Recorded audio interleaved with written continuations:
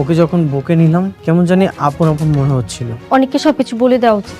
হ্যাঁ, বাচ্চাটা তার আসল মা বাবার কোলে উঠতে পারছে না।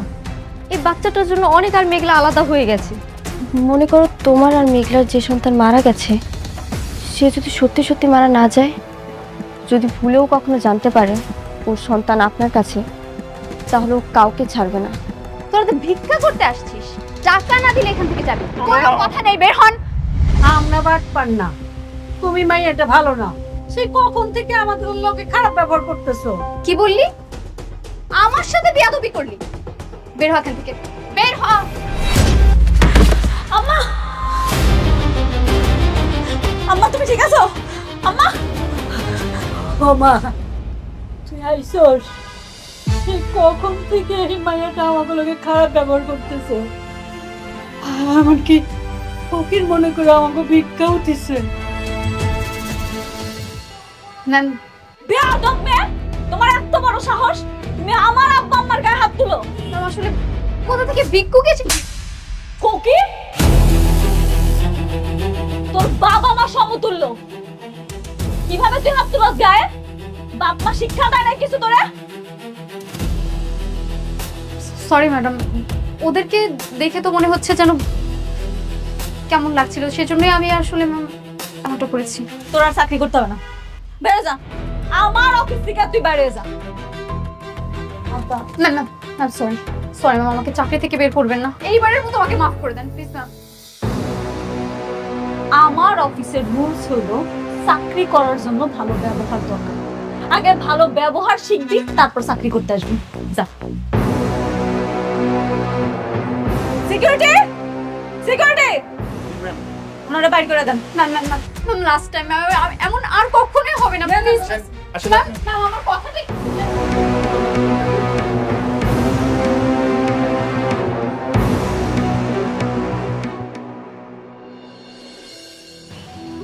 আম্মা, আব্বা, তোমরা আমারে মাফ করে দাও। আমি না সত্যি বুঝতে পারি নাই আমার অফিসে আসার পরে এরকম একটা অবস্থা তোমরা দেখা লাগবে। না রে মা, আমাকে তো চিনতে পারে নাই, মাপ তো আর কি আছে। হ্যাঁ, তারপরও সব দোষ আমারই। আচ্ছা ঠিক আছে, চলো আমরা কিছু ভাবুনি, আসো।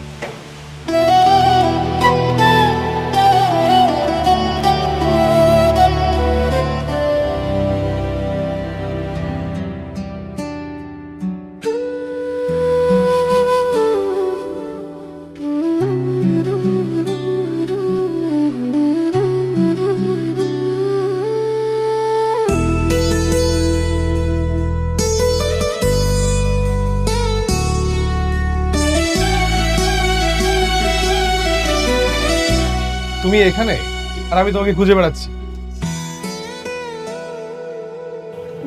তুমি এখানে কেন? তার আগে বলো তোমার ফোনে কি হয়েছে? তোমাকে কলে পাচ্ছি না, কালকে একটু কথা হলো তাও তুমি ঠিকভাবে কিছুই বলোনি। কি হয়েছে তোমার? কিছুই হয়নি। অনেকের জন্য খারাপ লাগছে, মেঘলা ওকে ক্ষমা করছে না দেখে সবকিছু ছেড়ে ও বস্তিতে পড়ে আছে। আবার দেখো আমার কাছেও ফিরে আসছে না। তো এটা নিয়ে রাগ করার কি আছে? তো কান্না করার কি আছে? হ্যাঁ, তুমি তো জেনে শুনে আগুনে ঝাঁপ দিয়েছিলে, তাই না? ও সরি, আমরা তো কেউ আগে থেকে জানতাম না যে অনেক আগে একটা বিয়ে করেছে। আমি এখন কি করব? আমি কিচ্ছু বুঝতে পারছি না। না পারছি ওকে ছাড়তে, না পারছি আগলে রাখতে। এই দুটোর মাঝখানে না আমি একদম পুরো ছাই হয়ে যাচ্ছি। একটা কথা বলবো? বলো। আমি জানি না আসলে তুমি কথাটা বললে কিভাবে নিবে। বৃষ্টি, তুমি অনেককে ছেড়ে দাও, ডিভোর্স দিয়ে দাও। এভাবে বাঁচা যায় না, এই বাস্তবতা অনেক কঠিন, তুমি বুঝতেছো না। এই অনিক, তোমার কি মনে হয় অনেক তোমাকে ভালোবাসে? না, অনেক তোমাকে ইউজ করছে। আর যে মানুষটা তোমাকে ভালোই বাসে না, তার দুয়ারে ভালোবাসার ভিখারি না হয়ে বরং যে তোমাকে ভালোবাসে তার হাতটা ধরে কাছে টেনে নাও, অনেক ভালো থাকবে, অনেক সুখে থাকবে। আমি জানি সাব্বির তুমি কি বলতে চাও। তুমি যে আমাকে মন থেকে পাগলের মতো ভালোবাসো এটা আমি জানি, কিন্তু সাব্বির আমি যদি তোমাকে ভালোই বাসতে পারতাম তাহলে অনেক আগেই তোমাকে বিয়ে করতাম। আমি শুধুমাত্র অনেককে ভালোবাসি, আর আমার মৃত্যুর আগ পর্যন্ত আমি শুধুমাত্র ওকেই ভালোবেসে যাব। ঠিক আছে, আমি না হয় তোমার জীবনের ওই রেল লাইনের দুটি সমান্তরাল রেখার মতো হয়ে থাকবে, যারা এই শহর থেকে চলে যায় কিন্তু কখনো এক হতে পারে না, কখনো কেউ কাউকে স্পর্শ করতে পারে না। তোমার কথা আমার সবসময় মনে থাকবে। এটাই আমার বরং পাওয়া। আচ্ছা, আমি গেলাম, আবার যেতে হবে, এখন না গেলে সমস্যা হবে। শোনো, অনেকের সঙ্গে যদি তোমার দেখা হয় আমার কথা বলো। ঠিক আছে।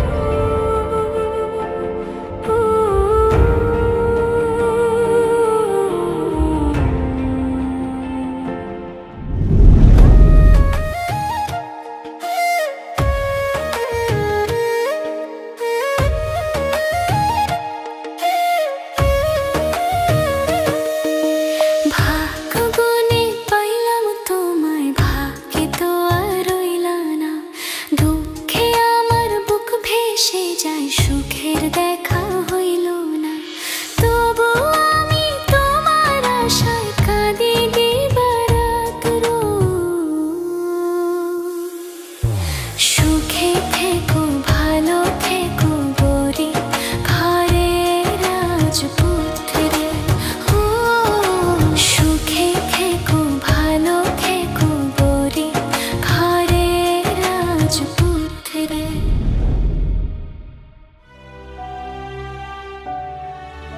শালিমা বিলগার্সের সকল সদস্যরা হয়েছে আমার পরিবারের মতো। আর যেহেতু আজকে একটা পারিবারিক অনুষ্ঠান, আমার আব্বা আম্মার বিবাহ বার্ষিকী, তাই আপনাকে সবাইরে আমি ডাকাইছি। আপনারা আসছেন, আমি অনেক খুশি হয়েছি। আপনাদের কাছে সত্যি কথা লুকামো না, জন্মের পর থেকে কখনো দেখি নাই আব্বা আম্মা বিবাহ বার্ষিকী পালন করছে। আমরা গরিব ছিলাম, গরিব মানুষের আর বিবাহ বার্ষিকী কি। সেই জন্য আল্লাহ যেহেতু আমার এখন তৌফিক দান করছে, তাই এখন থেকে চেষ্টা করবো প্রতি বছর আমার আব্বা আম্মার এই বিবাহ বার্ষিকীটা পালন করার। আপনারা সবাই আমার আব্বা আম্মার জন্য দোয়া করবেন। চলেন এবার সবাই মিলে আমরা কেকটা কাটি। চলেন আমরা সবাই করতালা দিয়ে ম্যাডামের বাবা মাকে অভিনন্দন জানাই। Please madam. আব্বা, আম্মা, হ্যাপি অ্যানিভার্সারি, হ্যাপি অ্যানিভার্সারি। হ্যাঁ দাঁড়া। আরে অনিক সাহেব, আরে আসেন আসেন, আমাদের সাথে জয়েন করেন। আজকে আমার ম্যাডামের বাবা মার বিবাহ বার্ষিকী। Happy anniversary. Thank you manager uncle, madam. আপনারা তো আমি কইছিলাম এটা একটা পারিবারিক অনুষ্ঠান। শালিমা বিলগার্সের প্রত্যেকটা সদস্য আমার পরিবার। আমার আব্বা আম্মার এত বড় একটা দিনে আপনি বাইরের মানুষে কেমনে আমন্ত্রণ করলেন, একটা বড় জিজ্ঞেসও করলেন না? ম্যাডাম, আজকের দিনটা আমরা রাগারাগি না করি, আর আজকের আনন্দের দিনে আমরা ওই বিষয়টা নিয়ে আলোচনা না করি, সেটাই বোধহয় ভালো হয়। আমি তোমার পরিবার না, তাই না? অথচ একটা সময় ছিল যখন আমিই ছিলাম তোমার সবচেয়ে আপন মানুষ। তুমি সবার সামনে আমাকে অপমান করলে বাইরের মানুষ বলে, আর আমি তোমার জন্য যত্ন করে নিজে হাতে রান্না করে নিয়ে এসেছি। তোমার পছন্দের খাবার ডিম ভোনা, তোমাকে আমার পরিবার মনে করে। আর তুমি সবার সামনে বললে আমি তোমার পরিবার না। আমি জানি আমি ভুল করেছি, সেটার মাসুল তো আমি দিচ্ছি। তোমার পিছে পিছে আসতেছি। আমি এতটাই খারাপ হয়ে গেছি, আমাকে ক্ষমা করা যাচ্ছে না। মেঘলা, আমি কখনোই তোমার কাছে এটা আশা করিনি। বাবা, তুমি কিছু মনে করো না। মারে রাগারাগি করিস না। হ্যাঁ, আরে ও তো আমাকে আপনই ছিল, তারপরে ভুল করছে, ভুলের জন্য তো ক্ষমাও চাইছে। থাক, আজকের দিনটা অন্তত থাক। বাবা আসো, কেক খাও, আসো আসো। আব্বা, কারে কেক খাওয়াইতেছ তুমি? ওরে আব্বা, তুমি কি সব ভুলে গেছো? তুমি ভুলে যাইতে পারো, আমি কিচ্ছু ভুলিনি। আমি ওরে ক্ষমা করব না। আজকে এত বড় একটা অনুষ্ঠান, আমি কত আশা কইরা সব আয়োজন করছি, চাইছিলাম তোমগো নিয়ে ধুমধাম করে অনুষ্ঠানটা পালন করুন। তোমকে আমার ভাল লাগে না না? অরে কেক খাওয়াইতো মন চায়, অরে কেক খাওয়াইব তো খাওয়া, তোমরা অরে কেক খাও, আমি চলে যেতেছি, খাওয়া। তোমার এখান থেকে যেতে হবে। এটা তো তোমার পরিবার, আমি তো বাইরের মানুষ। এখানে এসে আমি বিরক্ত করলাম। তোমার জন্য খুব যত্ন সহকারে তোমার পছন্দের খাবারটা রান্না করে নিয়ে এসেছিলাম। যদি ইচ্ছে হয় খেয়ে নিও।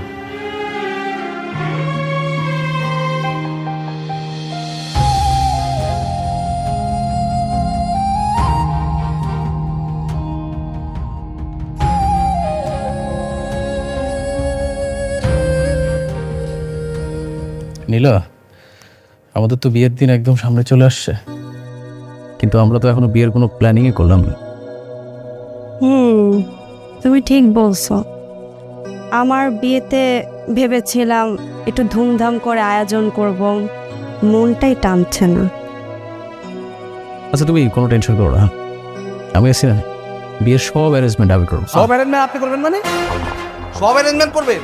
যখন দুঃখে পড়ছিলা তখন আমার মেয়ের হাত ধরে তো নদী পার হয়েছিল, মনে আছে? যখন বিপদ পার হয়ে গেছে মাঝিকার শালা হয়েছে, তাই? আপনারা কারা? এসব কথা কাকে বলছে? তোমার পাশে যে দাঁড়ায় আছে এই টাউটারে বলতেছি, এই রাতুলে বলতেছি। এই রাতুলের কথা ছিল আমার মেয়ের এসে বিয়ে করবে, সেটা সে না করে আমাদেরকে এই বাড়ি থেকে বের করে দিয়েছে। এই আপনি চিল্লাচ্ছেন কেন? আপনাদেরকে না আমি বলছি যে আপনারা আবার কখনো আর চোখের সামনে আসবেন না। কেন আসবো না? তুমি আমাকে লগে এত বড় একটা বেইমানি করতে পারলা? আর তোমার কথা মতো আমাকে আত্মীয় অনেক অনেকের সাথে বেইমানি করছি, আর সেই তুমি আমাকে রাস্তা ছেড়ে মারলা। শুনেন, আপনাদের কপাল ভালো যে আমি আপনাদেরকে পুলিশে দেয় নাই।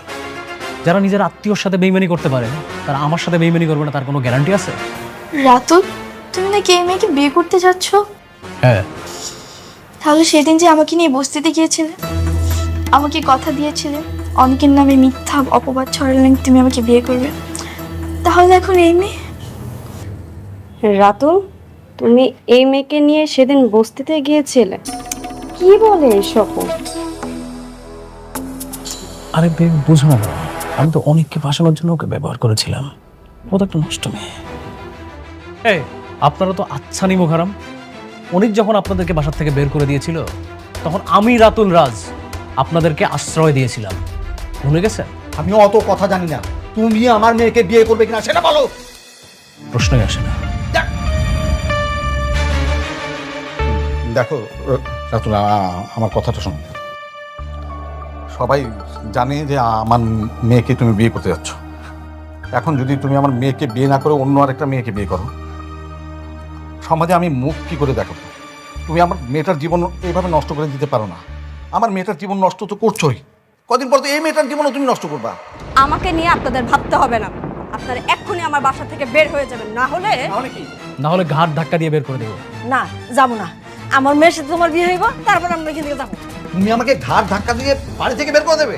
হ্যাঁ, আমি বুঝতে পারছি আপনারা আসলে ভালো কথার মানুষ না, আপনাদেরকে কাজের প্রমাণ দিতে হবে।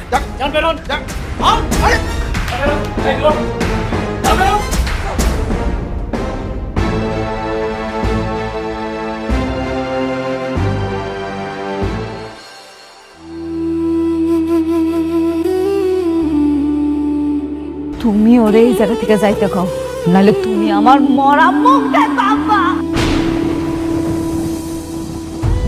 আমি ওর সাথে আর কোনো কথা বলতে চাইতেছি না, তুমি আরে সুন্দর করে বুঝে বিদায় করে দাও।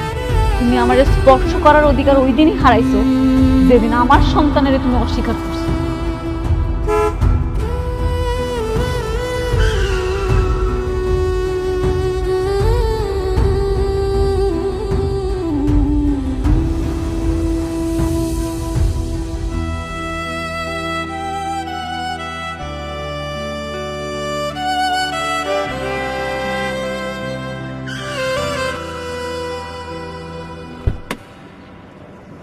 অনেক কি হয়েছে তোমার? তুমি এরকম পাগল মতো হাঁটছো কেন? আর একটু হলে তো গায়ে নিচে পড়তে তুমি। আমার না আসলে মারা যাওয়া উচিত। জীবনটা কেমন জানি, জীবন তো লাশ হয়ে গেছে। এর চেয়ে তো রাস্তার মাঝপথে শেষ হয়ে যাওয়াই ভালো। বেঁচে থাকার এই আজাব থেকে অন্তত মুক্তি পেতাম। অনেক, তুমি এসব কি বলছো? হ্যাঁ, তুমি একটা ছেলে মানুষ, তুমি এভাবে ভেঙে পড়লে হবে? হ্যাঁ হ্যাঁ, তুমি একটা ভুল করছো। তুমি মেঘলার কাছে কি মাপ চেয়ে নাও, তাহলে তো সে তোমাকে মাফ করে দেয়। মাফ করে দিলেই কি আর আমাদের সন্তান ফিরে আসবে? ফিরে আসবেন? মেঘলার চোখে ঘৃণা মুছে যাবে? মেঘলা এখন আর আমাকে মানুষ মনে করে না। ও এখন যেটা মনে করে জন্তু জানো। ও যখন আমাকে দেখে তখন আমাদের সন্তানের কথা ওর মনে পড়ে। অনেক, আমি তোমার ব্যাপারটা বুঝতে পারছি, কিন্তু তোমার কি এখনো বিশ্বাস হয় না যে মেঘলা তোমাকে ভালোবাসে? অনেক, আমি বলছি মেঘলা সত্যি তোমাকে অনেক ভালোবাসে, সত্যি। ভালোবাসা কি আর আছে? এখন যেটা আছে সেটা অভিমান আর অভিযোগ। আমি যখন মেঘলার সামনে যাই ও আমাকে আমাদের সন্তানের খুনি মনে করে। এমন একটা জায়গায় কখনো কি প্রেম ফিরে আসে? অনেক, তাই বলে তুমি এভাবে বস্তিতে পড়ে থাকবে? হ্যাঁ, এটা কি কোনো সমাধান হতে পারে? আর তুমি নিজের কি একটা অবস্থা করে ফেলছো। হ্যাঁ বলো। সমাধান তো এখন আর আমার হাতে নেই। আমার জীবনের সকল চাবিকাঠি, সব কিছু রাতুল চুরি করে নিয়ে নিয়েছে। এখন আর কিছুই নেই আমার। এখন শুধু অপরাধের ভারটাই বয়ে বেড়াচ্ছে। জানো সাব্বির, আমি যখন আয়নার দিকে তাকাই তখন না আমি আমাকে চিনতে পারি না। বারবার শুধু মনে হয় অনেক অনেক আগেই মারা গেছে। এখন শুধু জীবনটা লাশটা বয়ে বেড়াচ্ছে। দেখো অনেক, এসব পাগলামি ছাড়ো, চলো আমার সাথে চলো, আমি তোমাকে দিয়ে আসি। চলো। না, আমি একা থাকতে চাই। আমার নিজের সাথে নিজের লড়াইটা এখনো শেষ হয়নি। তুমি যাও।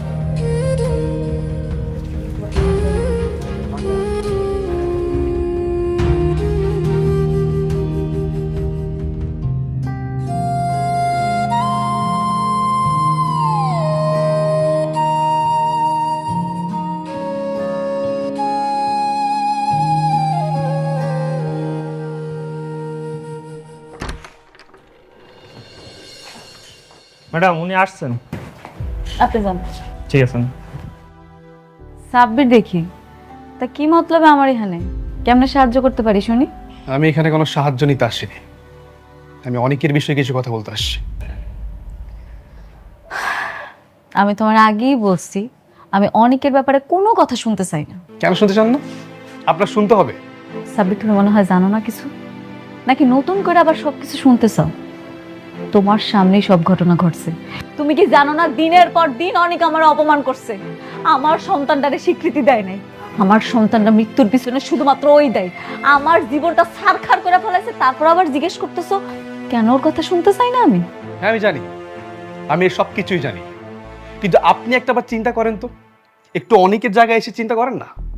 একটা ছেলে যখন ডাক্তারের কাছে গিয়ে ডিএনএ টেস্ট করে দেখবে তার স্ত্রীর যে সন্তান সেটা তার না, তখন তার মানসিক অবস্থাটা কেমন হতে পারে একটু চিন্তা করে দেখেন না। পৃথিবীর কোন ছেলেটা তার ওয়াইফকে অস্বীকার করবে না? এই যে আমি হলে কি করতাম? আমি অস্বীকার করতাম না? না, অস্বীকার করতাম না। কেন করতাম না জানো? কারণ তুমি বিশ্বাস করতা। অনেকের বিশ্বাস করানোর দরকার আছিল যে আমি অনেকের পাগলের মতো ভালোবাসি। আমি এত খারাপ মাইয়া না যে অনেকের ছাড়া অন্য কোথাও যাবো। অবিশ্বাস? আর অনেকে আপনাকে অনেক বিশ্বাস করত, কিন্তু ঝামেলাটা তো করছে ওই রাতুল। রাতুল যদি টাকা দিয়ে রিপোর্ট চেঞ্জ না করতো তাহলে আপনাদের দুজনের এই পরিণতি হতো না। আরে রাতুল রিপোর্ট চেঞ্জ করে ফেলাইছে, এই জন্য সবকিছু হয়েছে। কেন অনেক পারতো না? দুনিয়াতে কি সব ডাক্তার মরে গেছে? অনেক পারতো না অন্য জায়গায় টেস্ট করাইতে? করায় নাই। অনেক আমারে অবিশ্বাস করছে। আপনি সে বারবার একই বিষয় নিয়ে তর্ক করছেন। শুনুন, আমি আপনাকে একটা কথা বলি, আপনাদের সন্তানের মৃত্যুর জন্য আপনি আর অনেক দুজনই দায়ী। মানে আপনি সাবধান হননি। আপনার গর্ভের সন্তান ছিল, আপনার উচিত ছিল তখন আপনার এই বাড়িতে চলে আসা, কিন্তু আপনি আসেননি। আপনি অবহেলা করছেন। আপনার এই অবহেলার কারণে আপনার সন্তান রাস্তায় অ্যাম্বুলেন্স হয়ে মারা গেছে। আসলে অনেক আপনাকে অনেক ভালোবাসে বলে সেই বস্তিতে গিয়ে পড়ে আছে। আরে বৃষ্টি তাকে বারবার নেওয়ার জন্য চেষ্টা করছে, কিন্তু সে যাচ্ছে না। কেন যাচ্ছে না? আপনার জন্য। আর সেই আপনি তাকে বারবার দূরে ঠেলে দিচ্ছেন। কেন? আমি কি নিষেধ করছি? না, আমি এখন পথের কাটা হইয়া দাঁড়াইছি। অনেক কেন জানা বৃষ্টির কাছে যা, আমি তো বাধা দিতেছি না। আর অনেক যদি যেত তাহলে সে অনেক আগে চলে যেত, কারণ সে আপনাকে ভালোবাসে। ও, আপনাকে তো বলা হয়নি, আজকে আমি অনেকে যে অবস্থা দেখছি, আমার মনে হয় না বেচারা আর বেশি দিন বাঁচবে। কি? কেন? অনেকের আবার কি হয়েছে? অনেক রাস্তায় পাগলের মতো হাঁটছে, তার চোখ দিয়ে পানি পড়ছে। আমার এত যে মায়া লাগলো, আমার তো বন্ধু, তাই না? বেচারা আপনার জন্য তার নিজের জীবনটাই হারাতে বসছে। মারে, অনেকটা তুই মাফ করে দে। মারে, একটু চিন্তা করে দেখ। জানি অনেক ভুল করছে, কিন্তু আমরাও তো ভুল করছি, তাই না? আমার মনে হলো আপনাকে কথাগুলো বলা দরকার, তাই আমি বলতে আসছি। দেখুন, এখন চুপ করে বসে থাকার সময় না। এসব রাগ অভিমান সবকিছু ভুলে কাছে যাওয়ার সময়। দেখুন, বাকিটা আপনার ইচ্ছে।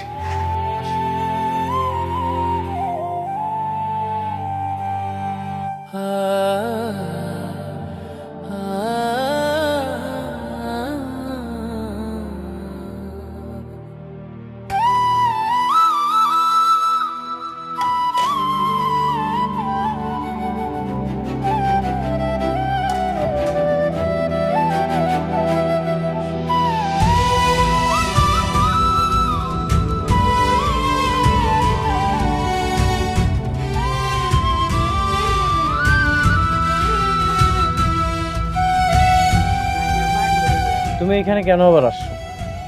তোমাকে কেন বলছি এই বস্তিতে আর কখনো আসবে না? কেন আসবো না? তুমি আমার হাজবেন্ড, তোমার উপর আমার অধিকার আছে। আমি এখানে বারবার আসবো। কেন বুঝতে পারছো না? আমার এই জীবনটা এখন অন্যরকম হয়ে গেছে। এই জীবনে আমি কোনোভাবেই তোমাকে জড়াতে চাই না। চাও না মানে? আমি কই যাব? আমি তোমাকে ছাড়া কোথাও যাব না। একটা কথা বলবো? বলো। তুমি আমাকে ডিভোর্স দিয়ে দাও।